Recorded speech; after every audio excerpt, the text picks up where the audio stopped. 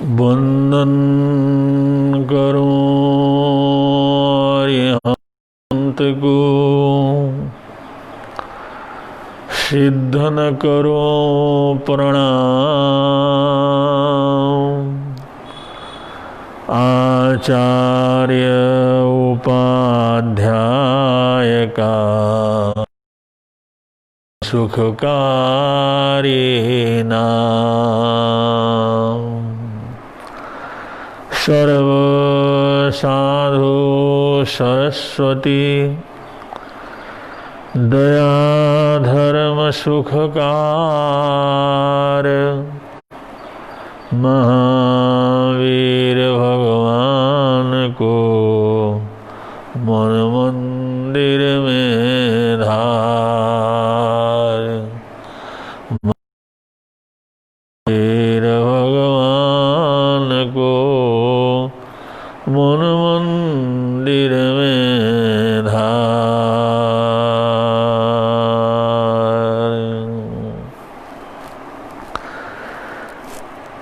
इमाहु अन्ना वि अणाहया निवा तमेग चित्तु सुने हमें। नियन धम्मं लहियाण बीजवान सीयन्ति बहुकायरा नरा। सीयन्ति बहुकायरा नरा।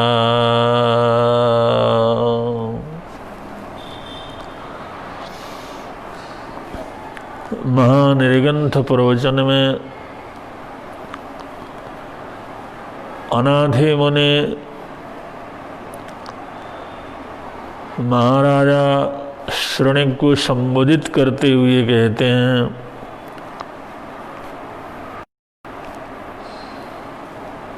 इस दुनिया में बड़ी पुण्यवानी से किसी भाग्यशाली पुण्यशाली आत्माओं की अनाथता दूर होती है। वो निर्ग्रंथ धर्म के ऊपर उपस्थित हो जाते हैं। लेकिन सबसे बड़े एक खेद की बात यह है कि बहुत से साधक इस अनाथता को पार कर निर्ग्रंथ धर्म में उपस्थित होने के बाद भी किसी कारणवश धीरे धीरे उस निर्ग्रंथ पद से भ्रष्ट होकर के पुनः उसी अनाथता के बीच में पहुंच जाते हैं। तो इस गाथा में यहाँ पर बतलाया गया है, नियंठ धम्मम लहि, निर्ग्रंथ धर्म को प्राप्त करके भी उसमें दृढ़ रहना, उसमें स्थिर रहना, उसमें आनंदित रहना, उसमें प्रमोद भाव से रहना, प्रसन्नता से रहना, ये भी ये जीवन की बहुत बड़ी उपलब्धि होती है और इसी को सनाथता कहते हैं। यहाँ निर्ग्रंथ धर्म का विशेष रूप से वर्णन किया गया है, क्योंकि निर्ग्रंथपना ही अनाथता का स्वरूप है। जो अनाथता है, अभाव रूप है, जो हमारे जीवन की हीनता है, उसको परिपूर्ण रूप से दूर करने का रास्ता है निर्ग्रंथ धर्म को प्राप्त करना। निर्ग्रंथ स्वरूप को स्पर्श करना और निर्ग्रंथ संत अवस्था के अंदर प्रसन्नता पूर्वक जीने का अभ्यास करना। निर्ग्रंथ धर्म में सर्वोत्कृष्ट धर्म है। वैसे दुनिया के अंदर हम देखते हैं और टीकाओं में, भाष्यों में, विवेचनों में ऐसे बहुत से धर्मों का वर्णन आता है। दुनिया के अंदर देखा जाए तो करोड़ों में कोई ऐसा एक भी आदमी नहीं है जो किसी न किसी धर्म से संबंधित, लेकिन सारे धर्मात्मा होने पर भी धर्म का जो परिणाम है कहीं दिखाई नहीं देता। दिखाई देता चारों तरफ पाप का ही परिणाम है। धर्म का फल कहीं नजर नहीं आता। धर्मात्मा सारे कहलाते। एक भी ऐसा व्यक्ति नहीं है जो ये कहे कि को नहीं मानता, अधर्मात्मा हूं। क्योंकि हर आदमी कोई न कोई किसी न किसी धर्म से जुड़ा हुआ है। चाहे छोटे को देखो, बड़े को देखो, देश के कोने कोने में देखो, दुनिया के कोने कोने में जाकर के देखो, लेकिन हर आदमी कहीं न कहीं किसी न किसी धर्म से जुड़ा हुआ रहता है। और सारे ही धर्म से जुड़े हुए होने के बावजूद इस दुनिया के अंदर कितने पाप होते रहते हैं, कितनी हत्याएं होती रहती हैं, कितना झूठ फरेब होता रहता है, होते रहते हैं, कितने दुर्भावनाएं रहती हैं। संसार पापों से पूरी तरह से भरा हुआ है। इसलिए धर्म के संबंध में थोड़े गहरे विचार करने की जरूरत है, बड़े गहराई में उतरने की जरूरत है। क्या किसी भी धर्म को मानने से, किसी भी धर्म परंपरा में जन्म लेने से, किसी भी धर्म जन्म से जुड़ने से या परिवार के हिसाब से जुड़ने से क्या हम लोग धर्म नहीं? ऐसे कोई धर्मात्मा नहीं। और ये धर्म के नाम पर हैं, लेकिन धर्म कुछ नहीं है। लोग रीति रिवाज को धर्म समझते हैं, लोग परंपराओं को धर्म समझते हैं, लोग अपनी अपनी मान्यताओं को धर्म समझते हैं। जितने रीति रिवाज और रूढ़ियां दुनिया के अंदर, तरह तरह के व्यर्थ रूढ़ियां हैं, समझते हैं उसी कहते, उससे बड़ी बड़ी तकलीफें हो जाती हैं, बड़ी बड़ी परेशानियां हो जाती हैं, बड़ी बड़ी समस्याएं हो जाते हैं, बड़े से बड़ा नुकसान होता है। करके रीति रिवाजों में फंस करके या इस तरह रूढ़ियों के अंदर फंस करके आदमी बहुत बड़ा नुकसान कर लेता है, बहुत बड़ा अभाव प्राप्त कर लेता है, बड़ी तकलीफें और बड़ी समस्याएं भी पैदा कर लेता है। लेकिन फिर भी उनको छोड़ने की तैयार नहीं होता। वो सोचता है मैं ये धर्म कर रहा हूँ, ये मेरा धर्म है, ये धर्म को कैसे छोड़ सकता हूँ, ये मेरा पैतृक धर्म है, ये उनका खानदानी धर्म है, हमारा कुल का धर्म है। लेकिन वो देखता नहीं है उससे उसकी कितनी दुर्गति हो रही है। वो धर्म उसको पार नहीं कर रहा, उसको डुबा रहा, क्योंकि वो लग रहा धर्म तो है नहीं, वो तो एक परंपरा है, रीति रिवाज, एक मान्यता है। तो इस प्रकार ऐसे धर्मों के अंदर बहुत बड़ी दुनिया फंसी हुई है। जो परंपरागत धर्म है, अपने जो कुल खानदान के धर्म हैं, चले आ रहे हैं धर्म हैं, परंपराएं हैं, रीति रिवाज हैं, रूढ़ियाँ हैं, उन्हीं को धर्म समझ करके चलने वाले, उसी के ऊपर जो जीने मरने वाले, उसी के लिए लड़ने वाले, उसी के लिए खपने वाले के अंदर ऐसे लोगों की कमी नहीं है। ये जो बहुत बड़ी संख्या 80%, 90% लोग तो इसी तरह के अधर्म रूप जो है उस धर्म के चक्कर के अंदर फंस करके ही अपने जीवन को नरक बना करके चलते हैं।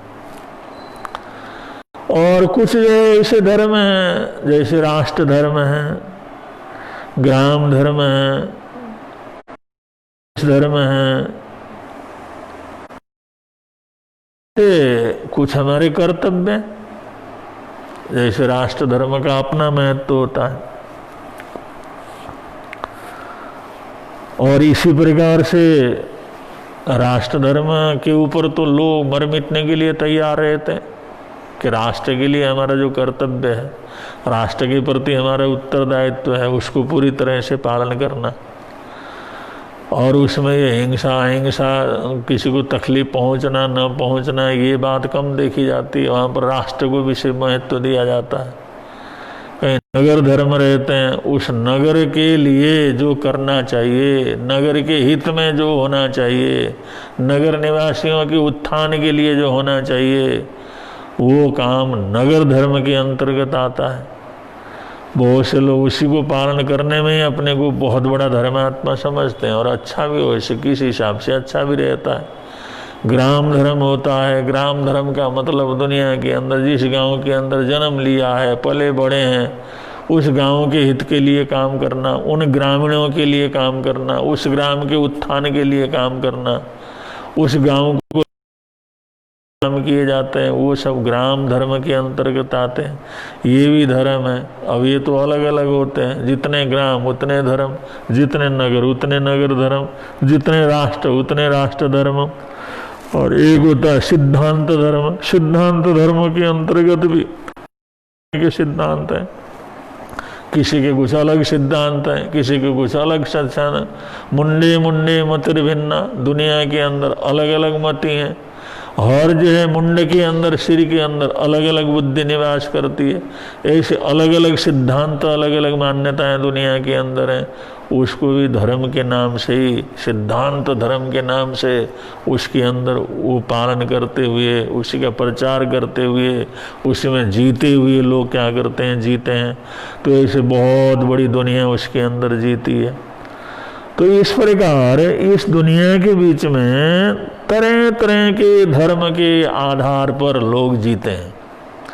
लेकिन शास्त्रकार कहते हैं इन सभी धर्मों में, इन सभी परंपराओं में, इन सभी विश्वासों में अगर सद्भोग इन पे रह करके कोई हमारी अनाथता दूर नहीं होती, इसमें हम परिपूर्णता प्राप्त नहीं कर सकते, इससे जीवन की सर्वोच्च ऊंचाई प्राप्त नहीं की जा सकती।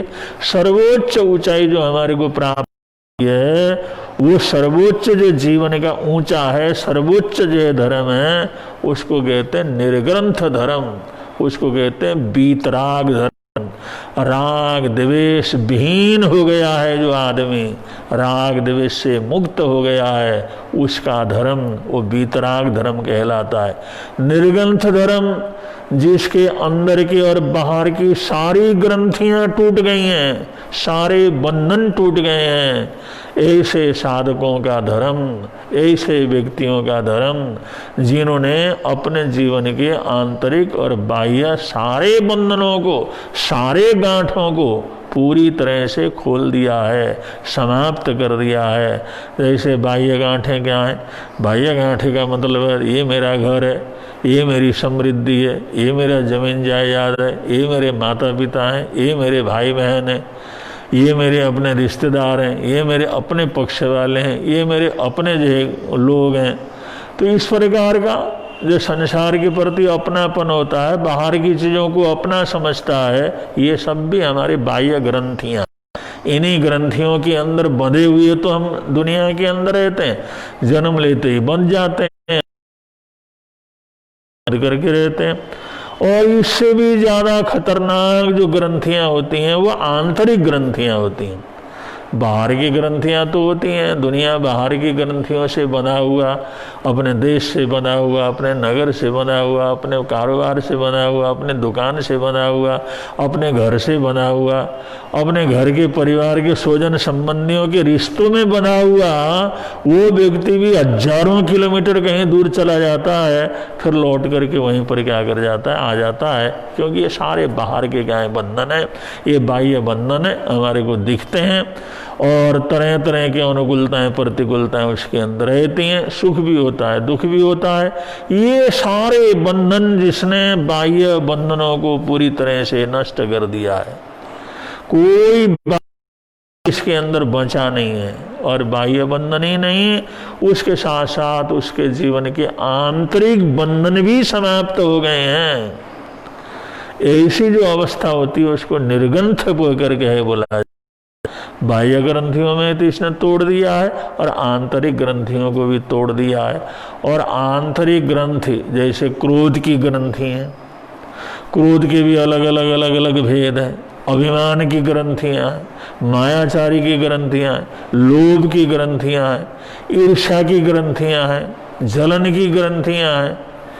ये सारी चीजें तो ऐसे बंधन है जिसके कारण से हम जन्मों जन्मों तक इस संसार के अंदर भटकते रहते हैं। ये सामान्य ग्रंथ होते हैं, ये ऐसे बंधन होते हैं, इनको तोड़ना बड़ा मुश्किल का काम होता है। किसी के साथ लड़ाई हो गया, झगड़ा हो गया, क्रोध आ गया, और क्रोध आने के बाद उसने गांठ बांध ली, भाई इसने मेरे साथ ऐसा किया है, इसलिए बदला लेकर के चलूंगा, इसका बदला लूंगा।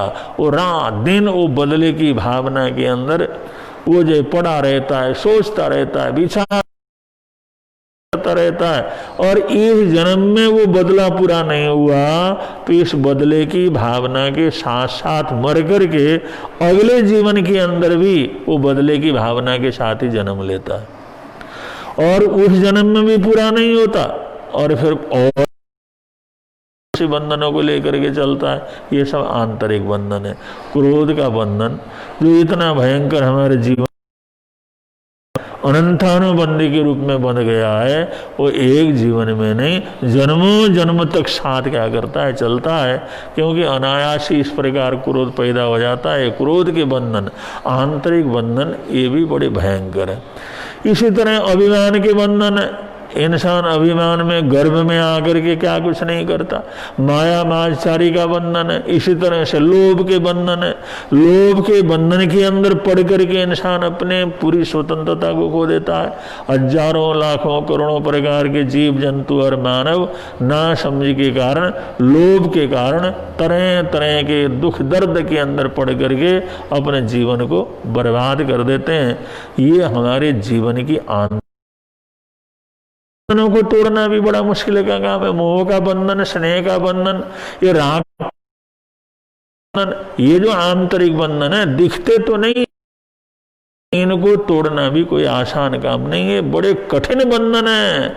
इनको तोड़ने वाला पूरी तरह से वो जाकर के निर्ग्रंथ बनता है, वरना इनको तोड़ना कितना कठिन काम होता है। महाराणा प्रताप उनके दरबार में चित्तौड़ के जो किले में जिस समय सूचना मिली कोई बाहर का विदेशी कोई पहलवान आया हुआ है, वो राजा से मिलना चाहता, राज दरबार में आना चाहता है। राजा ने जो महाराणा प्रताप ने उनको सूचना दे दी, चलो भाई आ जाओ, आ सकते हो। अब जिस समय वो तो पहलवान अंदर आकर के चैलेंज देता है कि मैं पूरे चित्तौड़ को, पूरे राजपूताना को, सबको जो इस राज्य को चैलेंज देता हूँ कि कौन है जो मेरे साथ कुश्ती करेगा, कुश्ती करके हराएगा, कौन हरा सकता है मेरे को। उन्होंने कहा जो भी शर्त है मैं पूरा करने के लिए तैयार हूँ। कौन हरा सकता है, मैं विश्व विजय जय पहलवान हूँ। उसने आकर के इस प्रकार की बात कही और कुछ वहाँ पर जो एक जो राजा के लिए भी हुआ, इतना तगड़ा पहलवान और इतना मुष्टंडा पहलवान और इतना गर्विला अभिमानी। तो फिर उन्होंने कहा भाई चलो 2-4 दिन से देख लेते हैं, सूचना वगैरह दे देते हैं, भाई अगले रविवार को तुम्हारी कुश्ती यहाँ पर क्या करेगी होगी। तो उन्होंने राणा जी ने सबको बतला दिया, भाई ढूंढ लो भाई कोई पहलवान, उसको परिचय वगैरह दे दो। तो इस प्रकार विदेशी पहलवान आया हुआ है, उसको हरा करके हमारे चित्तौड़ के गौरव को जो 4 चांद लगाना है। वरना वो कहता भाई तुम्हारे इस जो है इलाके के अंदर एक भी ऐसा पहलवान नहीं जो इतना मेरे को हरा सके। तो उसको हरा करके अपने रजवाड़े के, जो अपने खानदान के, अपने रजवाड़े के शान को 4 चांद लगाना है। उसके लिए कौन कोई पहलवान है उस विदेशी पहलवान से लड़ सकता है। अब जिस समय वर्णन सुना, उसकी आकृति प्रकृति को सुना, उसके आह्वान को सुना, तो अच्छे अच्छे जो पहलवान थे उसने किसी की हिम्मत नहीं हुई कि हम उसका मुकाबला करके क्या कर सकते हैं, लड़ सकते हैं। उन्होंने सोचा भाई भी अगर हम हार गए तो राजा तो हमारे को मरवा देगा, हम तो खत्म ही हो जाएंगे। तो कोई भी उसके मुकाबले के लिए तैयार नहीं हुआ। तो ये करना क्या है भाई, किस तरह से करें, बातचीत वगैरह हो गए, मीटिंग वगैरह हो गई। उन्होंने कहा हमारे जेलों के अंदर दुग्धांत दुष्यंत हैं, डाकू लोग हैं, बड़े पहलवान लोग बहुत से जेल के अंदर बंद हैं, चलो वहाँ जा कर के पूछ लेता है, शायद कोई ऐसा पहलवान ऐसा तगड़ा कोई जो अंदर जेल के अंदर हो। जेल के अंदर जा कर के सारी सूचना दे दी गई। इस प्रकार सभी जो है जेल के अंदर जो लोग हैं, कैदी लोग हैं, उनको सूचना दी जाती है कि एक विदेशी पहलवान आकर के चैलेंज दिया है, उसके चैलेंज को स्वीकार करके उसको हरा करके चित्तौड़ के गौरव को अगर कोई बढ़ाएगा तो उसको जिंदगी भर के लिए फ्री कर दिया जाएगा, उसको तरह तरह के सम्मान प्रदान किया जाएगा। है कोई ऐसा पहलवान जो विदेशी उस पहलवान के साथ क्या कर सके, लड़ सके। तो उन कैदियों ने जिस समय सुना तो एक बड़ा मुस्टंडा जिसको तरह तरह के लोहे के जंजीरों से जकड़ करके रखा हुआ था, वो कैदी जो है उठा, उसने कहा मैं लड़ने के लिए तैयार, मैं लड़ने के लिए तैयार हूं। अगर राजा मेरे को आदेश देते हैं, चांस देते हैं, तो चित्तौड़ के गौरव के लिए मैं लड़ करके उसको हरा सकता हूं। मिल तो गया, उनको खुशी हो गई, उनने सूचना दी। सूचना देने के बाद उनने कहा भाई उसको लेकर के आओ, अखाड़े के अंदर लेकर के आओ। और कैदी था कहीं बीच में भाग न जाए, इसलिए हथकड़ी बेड़ियां से जकड़ा हुआ उसी तरह से उसको जेल से लेकर के जिस समय दरबार के हाल के अंदर वहाँ उपस्थित किया तो राजा ने कहा क्या तुम इस तरह के जो देश के हित के लिए, इस मेवाड़ के शान के लिए, दरबार के आन के लिए, कौम के जीत के लिए तुम जो है विदेशी ऐसे पहलवान से लड़ करके अपने देश के शान को बढ़ाओगे, सम्मान को बढ़ाओगे? होगे तो इसीलिए आया हूं और मैंने तो संकल्प कोई आँच आने नहीं दूंगा। तो जिस समय उसने लड़ने की स्वीकृति दी तो राणा ने कहा भाई इसके जो बंधनों को क्या करो, खोल दो हथकड़ियाँ।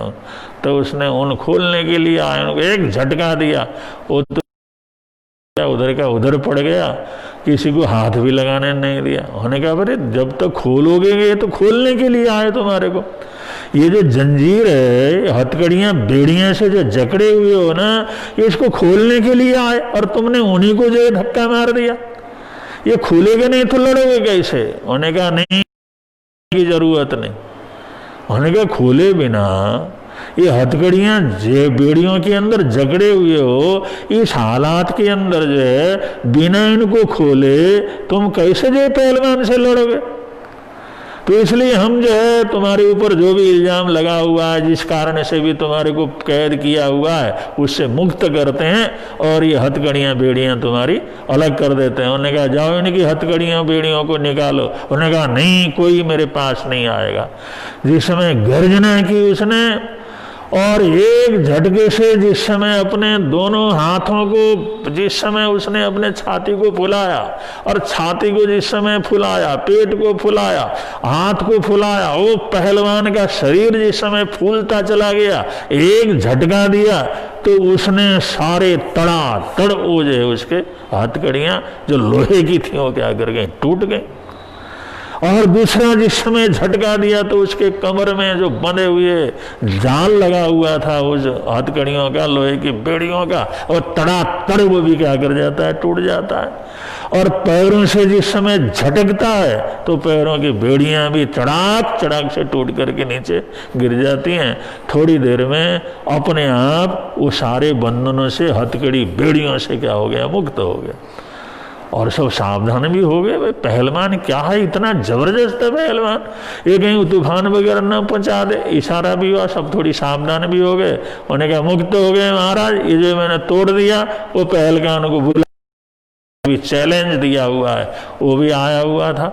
और जिस समय उसने भी देखा और जिस समय इस तरह से उसने हाथ कड़ियाँ तोड़ी, ये सब देखा तो जो विदेशी पहलवान था जो जीतने के लिए आया था, वो तो आधा तो कचूमर उसकी वजह से निकल गई।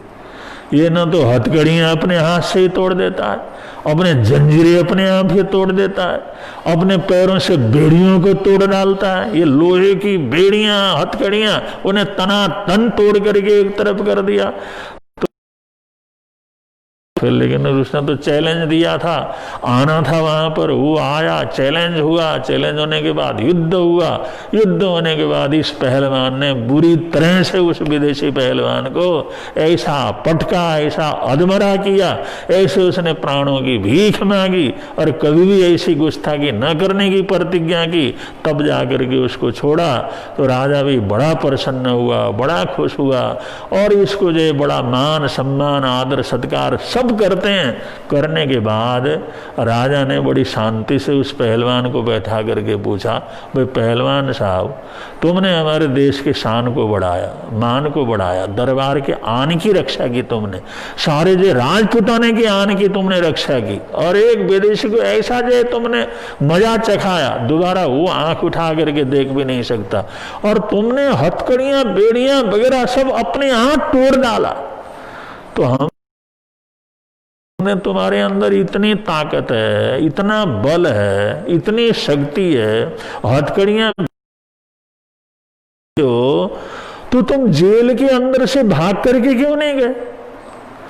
तुम्हारे लिए तो ये जो जेल की दीवारें कुछ भी नहीं है, जेल के जो शिकचे होते हैं, वो लोहे के जो डंडे होते हैं, वो तो तुम्हारे लिए कुछ भी नहीं है, और हाथ और जंजीरों को तुम इस तरह से तोड़ते हो, तो कभी भी तोड़ करके तुम भाग सकते थे।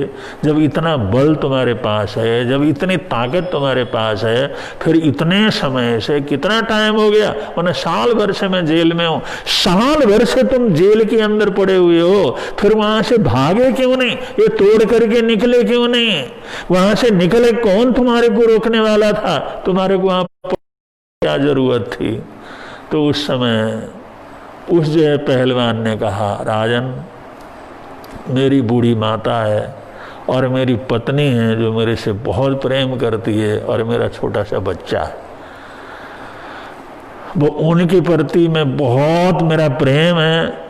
तो मैंने सोचा मैं तो भाग सकता था, जा सकता था, तोड़ सकता था, आपके कोई भी ये दीवार मेरे को जो बांधने वाले नहीं थे, कोई हथकड़ियां बेड़ियों से मेरे को जगड़ करके कोई रख नहीं सकता था, लेकिन मैं ये सोचता था मैं तोड़ करके तो भाग जाऊं, लेकिन सबसे पहले आपके जो सुरक्षा अधिकारी हैं वो मेरे घर में जाएंगे, मेरी माताजी को पकड़ेंगे, मेरी पत्नी को पकड़ेंगे, मेरे बेटे को पकड़ेंगे, उनसे पूछताछ करेंगे, उनको डराएंगे, धमकाएंगे, भाई कहाँ गया, किस तरह से गया, क्या समाचार दिया, तो मेरी वजह से उनको तकलीफ न हो।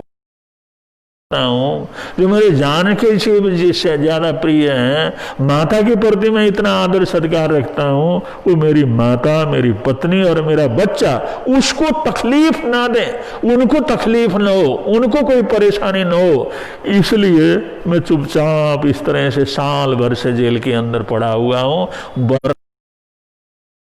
तो ऐसा नहीं था, उनकी प्रेम की वजह से, उनके अपनेपन की वजह से, उनके प्रति जो वात्सल्य राग मेरे मन के अंदर है, उसकी वजह से जैसे जैसे आपके अधिकारी इशारा करते गए, मैं इस जेल के अंदर इतने समय से क्या हुआ हूँ, पड़ा हुआ हूँ और पड़ा रहा। इसका और कोई कारण नहीं, न भाग सकता हूँ ऐसा नहीं, बल न हो ऐसी ताकत नहीं, लेकिन जो है मैं भागता तो उनको तकलीफ न हो, इसलिए मैं जेल के अंदर इस तरह से पड़ा हुआ रहा। तो आप लोगों ने देखा प्रेम का बंधन कितना बड़ा बंधन होता, राग का बंधन कितना बड़ा बंधन होता है। लोहे के बंधन इतने मजबूत नहीं होते जितने अपनेपन का, राग का, ये मेरी पत्नी है, मेरा बेटा है, मेरी माँ है, मेरे परिवारजन, जो उनके प्रति राग का बंधन है, उनके प्रति जो आंतरिक बंधन है, जो आंतरिक गांठें हैं, ये इतने मजबूत होते हैं, इतने मजबूत होते हैं, ऐसे ऐसे बड़े बड़े बंधनों को तोड़ नहीं सकते, उन गांठों को नहीं तोड़ सकते। तो शास्त्रकार कहते हैं जो बाह्य ग्रंथियों को और जो ग्रंथियों को, क्रोध की ग्रंथि को जो ये तोड़ देते हैं, अभिमान की ग्रंथि को जो लोग तोड़ देते हैं, मायाचारी की ग्रंथि को तोड़ देते हैं, राग द्वेष की ग्रंथियों को तोड़ देते हैं, और बाहर जितना भी मैं मेरा ये जो अभिमान है, ये जो मेरी चीज है, इन सब को भी तोड़ सकता है। इन सारों से तोड़ करके बिल्कुल मुक्त हो गया है, उसी को निर्ग्रंथ, ग्रंथ रहित, गांठ रहित धर्म कह करके पुकारा जाता है, जो इस प्रकार आंतरिक बंधनों को भी तोड़ डाले और बाह्य बंधनों को भी पूरी तरह से तोड़ डाले, आंतरिक बाह्य बंधनों से मुक्त हो जाए पूरी तरह से, उसके अंतर के बंधन भी न रहे, बाह्य बंधन भी रहे, उस अवस्था को निर्गंथ अवस्था कहते हैं। ये निर्गंथ अवस्था के अंदर रहने वाले जो साधु होते हैं वो निर्गंथ मुनिराज कहलाते हैं। वो निर्गंथ मुनिराज सम्राटों के सम्राट होते हैं, वो सनाथ होते हैं, वो मालिक होते हैं, वो अपने जीवन के जो सम्राट होते हैं, उनसे बढ़कर के कोई दूसरा नहीं होता। जो व्यक्ति इस निर्गंथ अवस्था को प्राप्त कर लेता है, उसकी अनाथता हमेशा हमेशा के लिए समाप्त हो जाती है। तो मैं उसी अनाथता को इस तरह से मैंने क्या किया, तोड़ा है। और ये अनाथता को तोड़ना और सनाथता को प्राप्त करना आसान काम नहीं है। इसके लिए बहुत सी तरह तरह की साधनाएं अपने को करनी पड़ती हैं। वो किन किन तरह की साधनाओं को करके हम जो एक सामान्य जीवन से एक निर्गंथ अवस्था तक पहुंच सकते हैं, उसके अलग अलग मार्ग हैं। उन मार्गों को आगे समय के अनुसार जैसा जैसा बतलाया गया है वैसा वैसा आप लोगों के समक्ष रखने का प्रयत्न करेंगे। आज इतना ही। बोलिए भगवान महावीर स्वामी की जय।